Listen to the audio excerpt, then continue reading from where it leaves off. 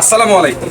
Sub স্যান্ডউইচটা একবার দেখেন, এটার ভিতরে যতগুলো ইনগ্রেডিয়েন্টস দেখতেছেন সবগুলো ইনগ্রেডিয়েন্টস ফ্রেশ এবং তাজা, কোনো কিছু বাসি পচা অন্য কোনো আগের দিনের জিনিস কোনো কিছুই আমরা ব্যবহার করি না। এবং এই চিকেনগুলো একদম আজকে সকালে আসছে, আজকে সকালে কাইটা আমরা নিজেরা প্রসেস করে রান্না করছি। এখানে যে বারবিকিউ সসটা দেখতেছেন, দাঁড়ান এক সেকেন্ড আমি দেখাই, এদিকে তাকান আমি দেখাই।